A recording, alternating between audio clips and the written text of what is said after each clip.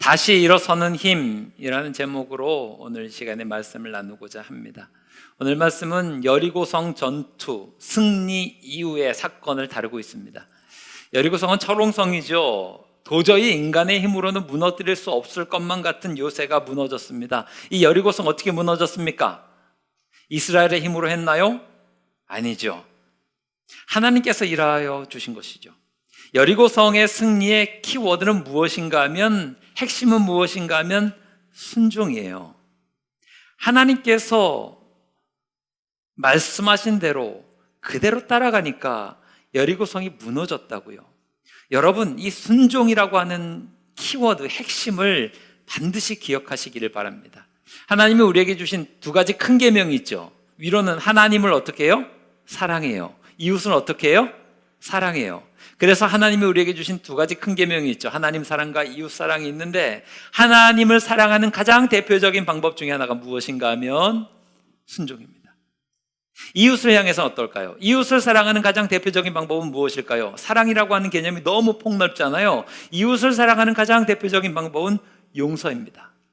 그래서 순종과 용서, 이것만 딱 붙들고 있어도 하나님을 향해서는 순종하고, 하나님 말씀을 향해서는 순종하고, 이웃을 향해서는 용서하고 어떻게든지 순종하려고 하고, 어떻게든지 용서하려고 하면 그게 신앙생활을 제일 잘하는 거예요.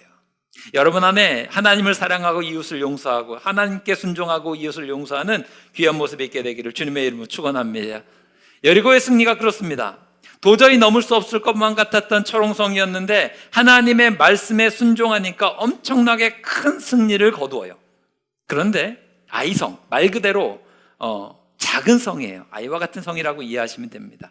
작은 성인데 어떻게 여리고성을 이겼던 백성들이 여리고성과 아이성은 비교도 할 수 없는 규모인데 아이성 전투에서 지게 되었습니까?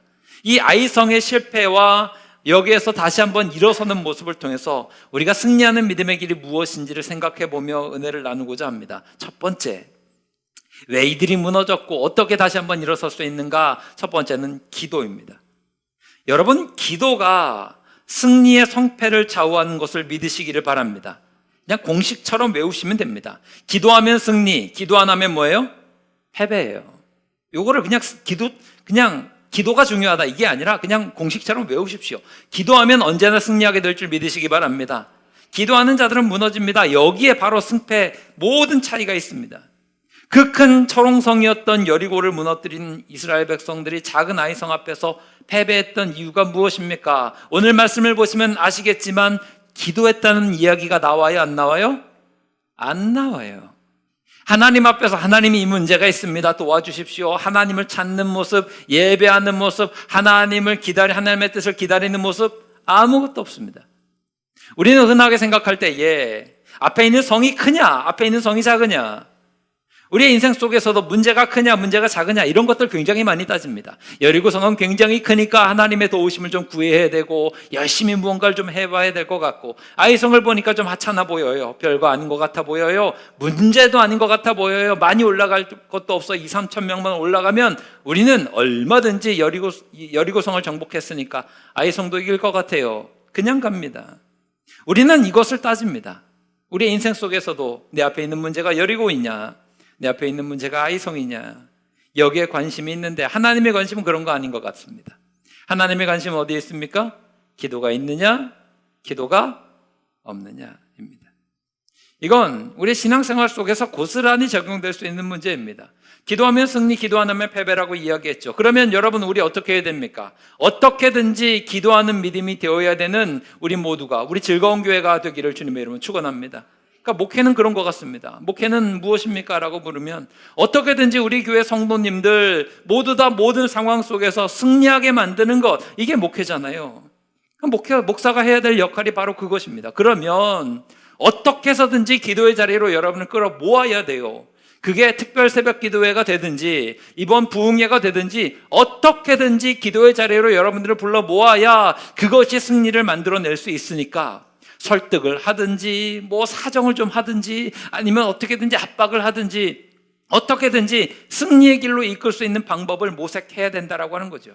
그러니까 제가 여러분 계속 강조하는 거예요. 여러분 특세 나오셔야 돼요? 안 나오셔야 돼요? 승리하는 길이니까요. 부흥에 나오셔야 돼요? 안 나오셔야 돼요? 이 말씀이 적어지세요. 특사에 나와야 돼요? 안 나와야 돼요? 부흥회는요, 어떻게든지 승리하는 자리, 기도하는 자리 사모하면서 나오셔야 돼요. 나오셔서 열심히 부르짖으면 그것을 통해서 승리할 수 있다니까요. 오늘 말씀에서 보듯이 내 힘 가지고 싸우면요, 아무리 작아 보이는 아이성이라도 비참한 패배 가운데 빠질 수밖에 없다는 것을 오늘 말씀은 우리에게 보여주고 있습니다. 그러므로 여러분, 여러분의 삶의 문제 속에서 그 크기에 너무 매몰되지 마시기를 바랍니다. 야, 이 문제는 너무 커서 우리가 주눅이 들고 이건 별거 아니니까 그냥 대충 해도 될 것 같고, 내가 느끼기에는 큰 문제, 작은 문제 이런 것 가지고 막 이렇게 힘들 수 있는데, 하나님 앞에서 봅시다. 하나님 앞에서 큰 문제, 작은 문제 그렇게 큰 차이가 있어요? 없어요? 없어요. 큰 문제고 작은 문제고 하나님은요 똑같아요. 하나님 앞에서 생각해 봅시다. 하나님이 암 고치는 거랑 감기 고치는 거랑 크게 문제가 될까요? 안 될까요? 생명의 주관자시잖아요. 믿으십니까? 세상의 모든 것들을 주관하시는 분이십니다. 믿으십니까? 그러니까 하나님이 암 고치시는 거나 감기 고치시는 거나 그게 그거죠 뭐. 우리한테는 차이가 있는 거지 하나님 앞에서는 차이가 없잖아요. 우리가 생각하기에는 암 고치는 의사는 명의고 감기 고치는 의사는 뭐 그저 그런 의사고 이렇게 생각할 수 있는 게 우리의 생각이겠지만, 하나님 앞에서는 똑같은 거잖아요. 똑같은 거라고요. 그게 문제가 아니라 누가 싸우냐의 문제예요. 여러분, 우리의 인생의 승리는 하나님이 싸우셔야 이기게 될 줄 믿으시기 바랍니다. 그러면요, 아무리 힘든 것이라도 쉬워지는 거예요. 우리가 읽은 본문 말씀은 아니지만 여호수아서 5장의 마지막 절 13, 14, 15절 말씀을 보게 되면요, 여호수아가 여리고성을 전투를 앞두고 굉장히 많이 긴장해 보이는 장면이 나옵니다. 좀 많이 고민이 되고 긴장이 되었던 것 같아요. 야, 이거 여리고성 어떻게 하냐? 저 초롱성을 어떻게 이기냐? 내가 어떻게 이 백성들을 이끌어가지? 내가 어떻게 전투를 이끌어가지? 내가 어떻게 작전을 짜지? 항상 계속해서 머리에 내가 이런 것만 있었던 것 같아요. 그런데 갑자기 모르는 사람이 떡하니 나타납니다. 그래서 깜짝 놀라서 여호수아가 그 모르는 사람을 향해서 묻습니다. 너 누구야? 이것도 아니야. 누구 편이야 너? 내 편이야? 아니면 적이야? 이것을 묻습니다. 그때 그 사람이 하는 얘기가 나는 하나님의 군대 대장이다. 지금 뭘 얘기하고 있는 건가 하면 여호수아의 약점을 보여주는 거예요. 원래 사람을 처음 만났으면 인사부터 해야 될 거 아닙니까? 그죠? 안녕하세요. 뭐 이름이 누구세요? 당신 누구십니까? 이런 거 물어야 되는데 여호수아의 마음속에 지금 뭐가 있는 거예요? 자기가 싸우는 거예요. 야, 이거 작전을 어떻게 짜야 되지? 어떻게 이것들을 공격해야 되지? 어떻게 무너뜨려야 되지? 자기만 계속 있다 보이니까 이거밖에 보이지 않는 거예요. 사람이 원래 생각이 하나에 딱 매몰되면 여기에 그냥 확 갇혀버리잖아요. 그러니까 다짜고짜 묻는 거예요. 내 편이냐 적이냐? 나를 도와줄 사람이냐 아니면 해코지할 사람이냐? 딱 두 종류의 사랑밖에 보이지가 않는 거예요. 여러분, 실제로 세상을 살아갈 때도 이런 분들 많이 만나죠. 우리 편이냐 아니면 적이냐, 이 두 개의 도식만을 가지고 사람들과의 관계를 맺어가며 일하는 분들도 굉장히 많아요. 이런 분들의 특징이 뭐예요? 다 자기 힘으로 하려고 하는 사람들이죠. 내 힘으로 어떻게든지 해보려고 하고, 내 힘으로 싸워보려고 하고, 내 힘만 가지고 어떻게든지 나아가려고 합니다. 근데 하나님의 군대 대장이 나와서 하는 얘기가 뭔가 하면 여호수아에게 이야기하는 거예요. 이게 네 싸움이니? 네 싸움 아니야. 하나님이 싸우시는 거야. 이거를 보여줘요. 하나님의 군대 대장이라고 자기를 밝힌 이 하나님의 사자가 여호수아 앞에서 그래서 딱 오자마자 하는 얘기가 뭔가 하면 신발 벗어요. 신발 벗어. 신발을 벗는다라고 하는 것은 어떤 것을 의미하는 건가 하면, 당시의 종들은 신발을 신지 않아요. 신발을 벗는다라고 하는 것은 종의 신분을 나타내는 거거든요. 여호수아에게 이야기하는 거예요. 너가 싸우는 게 아니라 너는 신발을 벗어라. 여기는 하나님의 거룩한 땅이다. 너의 신분은 뭐예요? 종이에요. 하나님이 말씀하시는 것을 듣는 자이지 네가 이 싸움을 벌이는 사람이 아닌 것을 확실하게 보여주는 거예요. 네가 뭘 싸운다 그래? 너는 그냥 순종만 해. 하나님이 이 여호수아에게 이것을 알려주세요. 그리고 그 이야기를 듣고 6장을 넘어가면 하나님의 말씀대로 신발 벗은 이스라엘 백성들이 나오는 거예요. 신발을 벗었다는 얘기가 뭐예요? 주인이 시키는 대로만 하는 거예요. 이해되지 않지만 주인이 명령대로 신발을 벗은 여호수아와 이스라엘 백성들이 성을 돕니다. 성을 돕니다. 아무 말 없이 성을 돕니다. 그래서 성을 일주일 동안 돌아서 무너뜨리잖아요. 승리하잖아요. 여러분 생각해 보면요, 우리가 여호수아와 같은 실수를 할 것 같아요, 안 할 것 같아요? 굉장히 많이 합니다. 하나님 앞에 탁 나타나면 하나님 앞에 물을 때가 있어요. 하나님 내 편이에요, 내 편 아니에요? 하나님이 내 편 되어 주셔야죠. 근데 하나님이 하시는 말씀이 뭘까요? 별 이상한 녀석 다 있네. 네가 싸우는 거 아니야. 내가 싸우려고 하니까 하나님이 내 편 되시면 유리할 것 같고, 하나님이 내 편 아니면 불리할 것 같고, 이런 거 따져요. 근데 이 패러다임이 좀 바뀌어야 돼요. 패러다임 시프트가 일어나야 돼요. 전쟁은 누구에게 속한 것입니까? 전쟁은 누구에게 속한 것이에요? 하나님께 속한 것이에요. 내 편, 상대편 이런 거 따질 이유가 없이 그냥 우리에게 하나님이 요구하시는 것은 뭐예요? 문제 앞에서 신발 벗는 걸 요구하시는 거예요. 네가 주도권을 잡고 가지 마. 내가 대신 싸워줄 테니까 너는 뭐만 해? 기도만 해, 순종만 해. 이것을 요구하시는 거예요. 그때 그 말씀을 들었던 신발을 벗어라 라고 하는 그 군대대장을 만났던 이 여호수아가 했던 게 뭐예요? 엎드려요. 엎드렸다는 게 뭐예요? 기도했다는 얘기죠. 하나님 의지하니까 승리하는 거예요. 여러분, 여리고성에서 어떻게 이겼습니까? 신발 벗어서 이긴 거예요. 성을 돌라고 말씀하셨던 그 하나님의 말씀 앞에 신을 벗고 순종하며 나아갔던 이스라엘 백성들, 큰 승리를 경험하지 않습니까? 저는 여러분들이 동일하게 이 승리의 원리를 붙드시기를 바랍니다.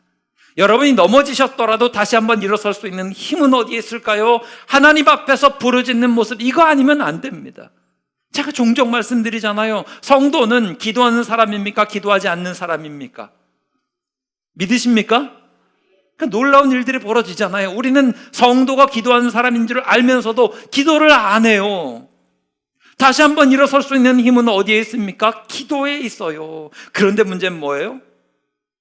이 기도가 너무나 중요한데 더불어서 정말로 쉽게 잊어버릴 수 있는 게 뭘까요? 기도예요. 기도로 승리를 경험했으면 삶의 모든 원리는 뭐로 이어져야 돼요? 기도로 이어지는 게 맞아요? 틀려요?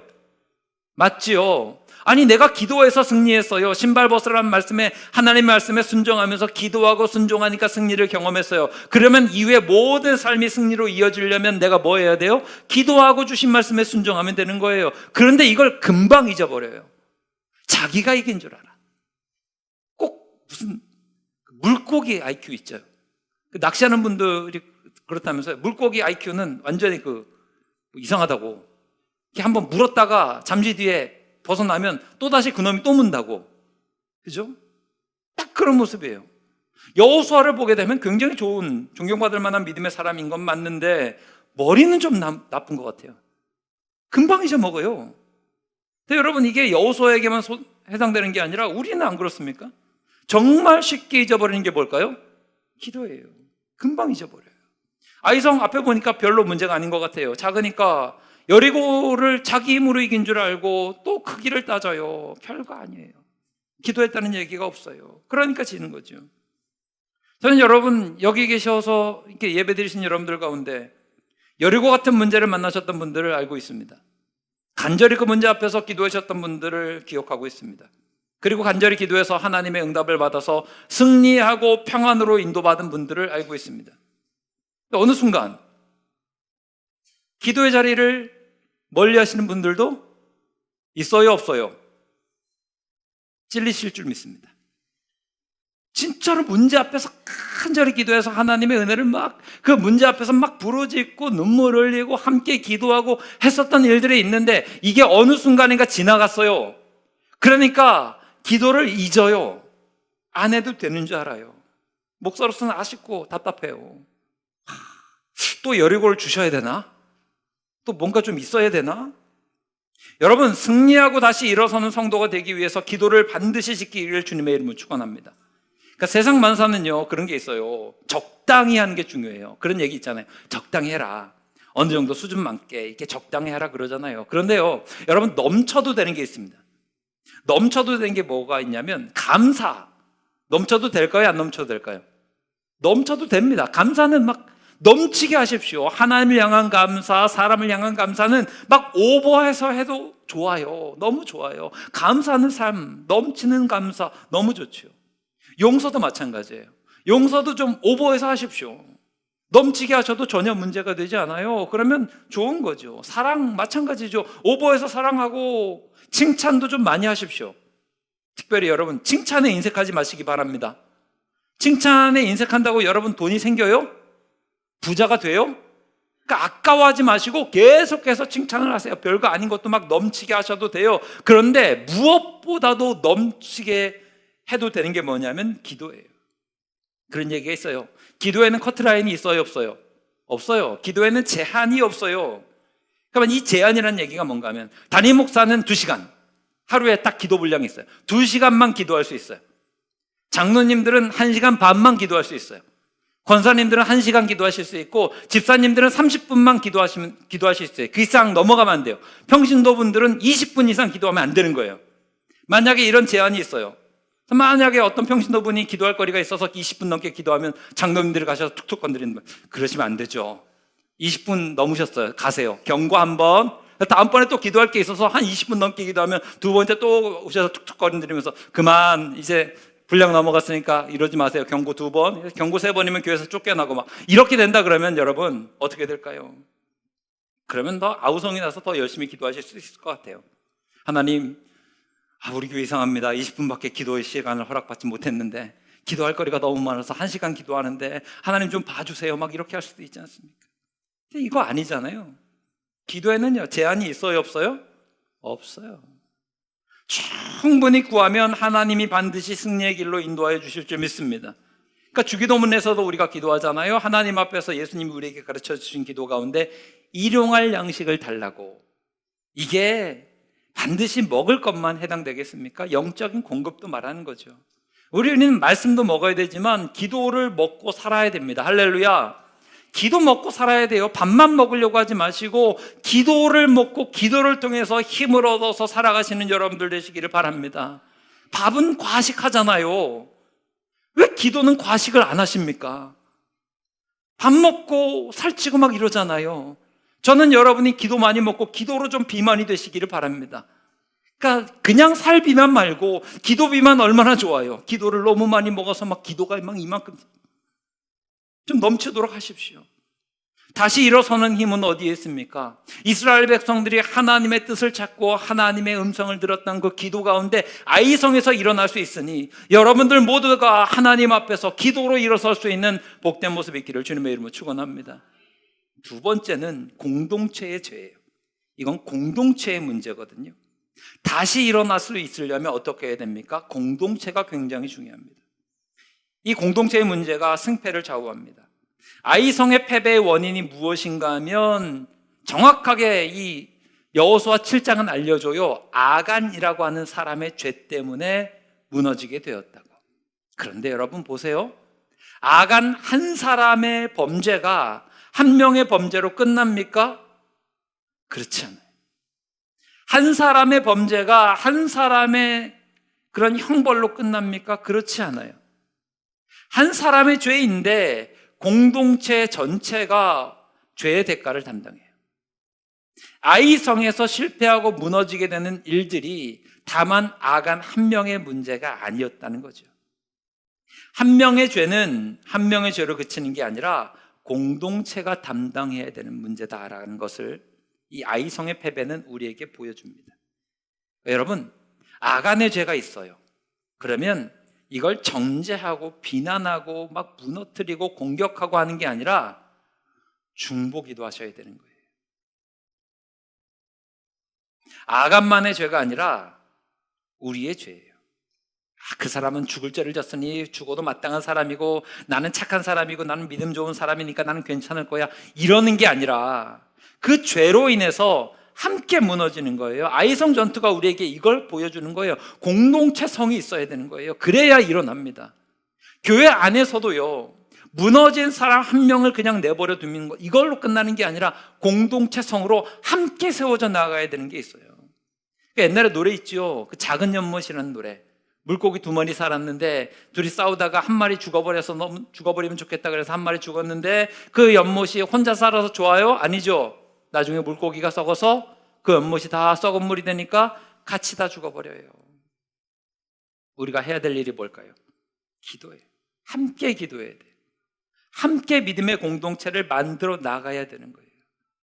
잘 생각해 보세요. 나는 신앙생활 되게 잘해요. 나는 신앙생활 잘해요. 아까 전에 목사님 말씀하신 것처럼 순종도 하고 용서도 하고 내가 기도도 하고 하나님 앞에서 예배도 잘 드리고 내가 신앙생활 너무 잘해요.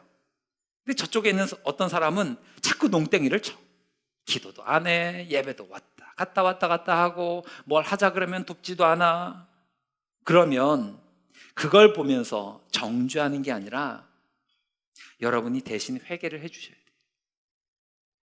나는 기도를 열심히 해요. 나는 기도 엄청 열심히 해요. 나는 목사님이 얘기한 대로 정말 새벽기도 나오고 금요심야 기도에도 나오고 특별 새벽기도 한 번 안 빠지고 부흥회도 열심히 나오고 하나님 앞에서 교회를 잘 섬겨요. 그런데 저 사람은 그렇지 못해요. 그러면 하나님 그 사람에게 기도의 영을 부어주세요. 대신 기도를 해주셔야 돼요. 그래야 공동체가 살고 또 내가 사는 길이에요.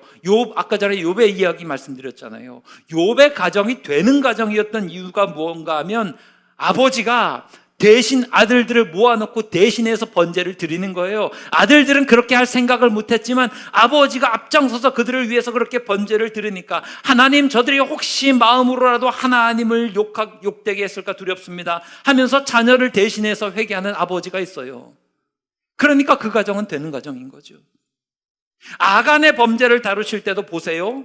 아간의 범죄가 아간만의 범죄가 아닌 것을 11절 말씀은 우리에게 보여줍니다. 11절 말씀 함께 읽겠습니다. 시작.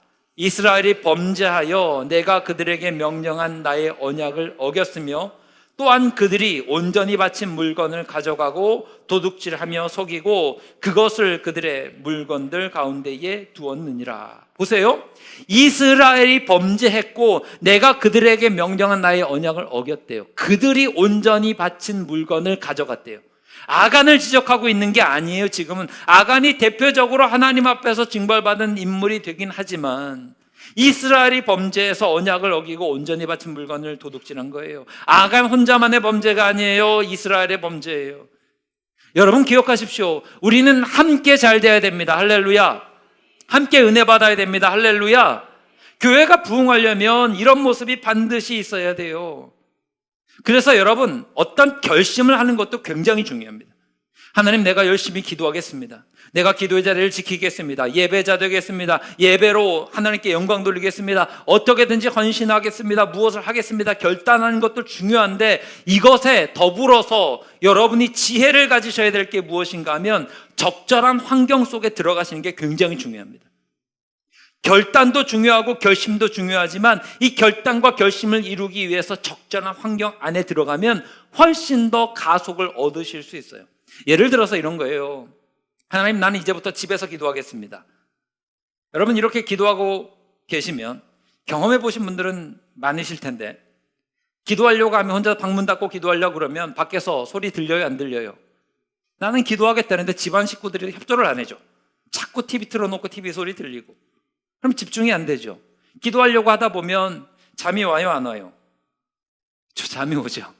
대충 기도하다가 그냥 자다가 그렇게 하다 보면 기도가 안 돼요. 근데 여러분 보세요. 새벽 기도에 나와요. 새벽 기도에 나왔어요. 금요심야 기도에 나와요. 나왔어요. 기도가 돼요 안 돼요? 여기서는요 기도를 안 하기가 힘들어요. 실제로 그렇습니다. 남들 기도하고 있는데 내가 기도 안 하고 멀뚱멀뚱 눈 떠 있기가 훨씬 더 어렵습니다. 예배 자리에서 여러분 보세요. 나는 이제부터 찬양하는 삶을 살겠습니다. 이 결단은 좋은데 진짜 아름답게 찬양하고 귀하게 찬양하려면 우리가 함께 모여 찬양하는 이 분위기에 있으면 찬양하기가 쉬워요? 안 하기가 쉬워요? 하기가 쉬워요. 여기는 하나님 앞에서 두 손 들고 혼자서 찬양하려고 그러면 힘든데 목사가 여러분 우리가 두 손 들고 하나님을 마음을 향해서 하나님을 향해서 마음 문을 열듯이 두 손을 들고 찬양하겠습니다. 그러면 여기서는요 두 손 안 들고 찬양하기가 훨씬 더 어려워요. 이 원리라고요. 기도를 안 하는 게 더 괴롭고 힘든 환경, 이게 좋은 환경이죠. 하나님을 예배드리지 않는 것이 더 괴롭고 힘든 환경, 이게 좋은 환경이죠. 그러면 여러분 지혜를 좀 가지셔야 돼요. 너무 결심 하나만 믿고 나아가지 마십시오. 결심도 중요하지만 좋은 환경 안에서 이 결심을 이루기 위해서 이것을 이용하는 것도 중요합니다. 꽃을 피우겠다 결심해요. 꽃은 결심으로 피어지는 게 아니라 봄이 되면 꽃이 펴요. 결심으로 꽃이 피어지는 게 아니라 봄이 되면 좋은 환경이죠. 그러면 그냥 피워요. 적절한 환경 속에 나를 집어넣는 것 굉장히 중요하죠. 그래서 여러분 잘 생각해 보세요. 공동체라고 하는 것은 내가 기도하고 내가 순종하고 내 믿음 잘 지키는 것도 중요하지만, 내가 잘 되는 것도 중요하지만, 내가 다른 성도들에게, 내가 타인들에게는 환경이 되어주는 거예요. 여러분 잘 보세요. 여러분 한 사람 한 사람을 봤을 때는 여러분에게 이 목사는, 최봉식 목사는 환경이에요. 여러분 한 사람 한 사람에게 옆에 있는 한 분, 권사님, 장로님, 집사님들, 성도님들은 다 환경이에요. 이 교회 분위기가 환경이에요. 그래서 환경이 참 좋아라고 했을 때 그 얘기는 뭐예요? 만나는 성도들마다 진실하고 기도하고 순종하고, 그러면 그게 뭐예요? 좋은 환경인 거예요. 그럼 그 사람이 하나님 말씀 앞에 온전히 서 있어요. 그럼 그렇게 서 있는 한 분이 또 다른 사람에게 뭐가 되어주는 거예요? 환경이 되어주는 거예요. 이 즐거운 교회는 참 친절한 환경이야 라고 하는 것은 무슨 얘기인가 하면, 친절한 성도들이 모여 있어서 그들이 환경이 되어주셔서 친절한 환경이 되는 거예요. 우리 교회는 기도하는 환경이 너무 좋아 라고 하는 것은 목사로부터 시작해서 모든 성도님들이 서로에게 환경이 되어 주어서 기도하는 사람들이 모여있기 때문에 기도하는 환경이 되어 주는 거라고요. 전도하는 환경이 너무 좋아 라고 하는 것은 모든 성도들이 다 전도의 열정을 가지고, 구령의 열정을 가지고 나아가는 사람들이 다 환경이 되어주고 있으니, 야, 이 교회에서는 전도 안 하기가 힘드네 가 되어주는 거예요. 각자가 환경이 되어주는 거라고요. 여러분 예를 들면 이런 거예요. 엄마가 있어요. 엄마가 막 기도 열심히 하고 희생적이고 자녀들을 위해서 정말로 열심을 다해요. 그러면 그 엄마를 둔 아들과 딸은 뭐라 그래요? 주변에서 야, 걔는 참 좋은 환경에서 자란 애야 라고 해요. 엄마가 눈물로 기도하는 엄마예요. 아버지가 너무 좋아요. 사무엘과 같은 아버지예요. 막 지혜롭고 리더십도 있고 자녀들을 잘 이끌어가요. 그러면 뭐라 그래요? 저 아이는 참 좋은 환경에서 자랐다 그러죠. 반대가 되면 어떻게 돼요? 나쁜 환경이 된다고요. 나쁜 환경 속에서 인물이 나오면 역사가 뭐라고 평가하는 줄 아세요? 저런 처절한 환경 속에서도 인물이 나왔다. 그러면 그 부모가 뭐가 되는 거예요? 처절한 환경이 되어주는 거예요. 아주 작은 가정이라고 하는 공동체도 그런데 모든 공동체의 속성은 마찬가지인 거예요. 지금도요, 아간의 범죄가 끝나는 게 아닌 거죠. 아간이 어떻게 해요? 이런 유해한 환경이 되어준 거예요. 문제가 되는 거죠. 그러므로 저는 여러분 각자 모든 성도들에게 여러분이 좋은 환경이 되어주시기를 바랍니다. 그러니까 여러분이 좋은 믿음의 사람으로, 기도의 사람으로, 순종의 사람으로, 사랑의 사람으로 그렇게 환경이 되어주면 이게 어우러져서 교회의 분위기가 되는 거예요. 들어오자마자 이 교회는 이런 분위기구나. 여러분 보세요. 꽃이 하나 피어 있으면 그냥 꽃이지만 꽃들이 모여 있으면 꽃밭이 돼요. 이게 환경인 거예요. 꽃들이 이렇게 모여 있으면 사람들이 꽃 하나를 봤을 때 참 예쁘다라고 귀하게 여기지만, 꽃밭이 모여 있으면 사람들이 모여들어서 함께 그 꽃향기를 맡으면서 아름다운 풍경에 감동을 해요. 유실수가 하나가 있어요. 나무 하나가 열매를 맺으면 야, 이 나무 참 귀하네, 열매를 잘 맺네 하지만, 이 유실수들이 모여 있는 것을 우리는 뭐라 그래요? 과수원이라 그래요. 그러면 과수원은 환경이 달라요. 열매가 맺혀지면 향기들이 모이면 아름다운 향기가 나요. 꽃 하나로는 그 향기가 있긴 하지만 이것이 엄청나게 큰 향기를 만들어내지 못하지만, 꽃밭이 되어 있으면 주변에 누구라도 그 꽃밭의 향기를 맡고서 너무나 기뻐하고 감동을 해요. 유실수도 마찬가지입니다. 저는 우리 교회가 꽃밭이 되기를 바랍니다. 과수원이 되기를 바랍니다. 여러분 한 분 한 분이 함께 가셔야 돼요. 그래야 모멘텀, 관성이 생겨요. 특사를 여러분 왜 할까요? 기도 안 하는 관성이 있는 분들이 있잖아요. 그러면 함께 모이는 것을 통해서 기도 못하고 새벽을 깨우지 못했던 그 관성을 깨뜨리는 거예요. 함께 모여 있기 때문에. 자, 이 권사님도 모이고 저 권사님도 모이고 저 집사님 모이고 장로님 모이고 다 모인대. 근데 나만 안 왔어. 그러면 뻘쭘해요, 안 뻘쭘해요? 그렇죠. 여기서 관성이 깨지는 거예요. 그래서 기도의 자리로 나오게 되는 거죠. 부흥회 하는데 금요일도 하고 토요일도 하고 하는데 주일날 와보니까 나만 안 났어. 금요일날 안 오고 나만 토요일날 안 오고 막 그러다가 주일날 오니까 너무 뻘쭘해. 그러면 어떻게 돼요? 다음번에는 참석하게 되는 거예요. 관성이 깨지는 거예요. 함께 모여야 변화가 일어나고 부흥이 일어나는 거죠. 마태복음 25장 29절 말씀 보세요. 예수님께서 하셨던 말씀이에요. 함께 읽겠습니다. 물은 있는 자는 받아 풍족하게 되고 없는 자는 그 있는 것까지 빼앗. 이게 공동체성이거든요. 똑같은 이야기예요. 달란트 비유에서 예수님이 하셨던 말씀인데 영적인 부익부 빈익빈이거든요. 기도하는 사람은 기도하는 자리에 더 열심히 모여서 관성이 있기 때문에 더 열심히 은혜를 받아요. 그러면 있는 자는 더 많이 받아요. 없는 자는 어떻게 돼요? 빈익빈이 되는 거예요. 세상의 관성만 쫓아가는 거죠. 그러면 영적으로 빈익빈이 되는 거예요. 저는 우리 교회가 이 세상의 모든 나쁜 관성들을 깨어버리고 하나님 주시는 은혜의 관성으로 나아갈 수 있는 공동체가 되기를 바랍니다. 다시 일어서는 힘이 어디에 있을까요? 아간의 죄로부터 끊어내는 거예요. 나쁜 관성들 끊어내고 다시 한번 하나님 말씀에 순종해서 하나님 말씀 따라 나아가는 이런 공동체성이 있게 되었을 때에 하나님께서 아이성뿐만 아니라 가나안 전투를 모두 다 승리로 이끄시는 놀라운 역사를 보여주시잖아요. 저는 여러분의 믿음이 다시 한번 일어설 수 있게 되기를 바랍니다. 그러려면 여러분 각자가 좋은 환경이 되어주셔야 돼요. 예배자가 되어주시고 기도자가 되어주시고 우리 교회는 이렇게 좋은 환경의 사람들이 있기 때문에 이 교회 가운데선 내가 다시 한번 일어설 수 있구나. 이 믿음의 모습들, 결단들이 우리 가운데 있어야 된다라고 하는 것이죠. 저는 우리 즐거운 교회가 다시 한번 일어설 수 있는 모든 믿음의 사람들 되기를 바랍니다. 말씀을 정리할게요. 다시 한번 일어서는 힘은 어디에 있습니까? 기도가 승리의 열쇠입니다. 믿으십니까? 언제나 기도의 자리를 사모하시기를 바랍니다.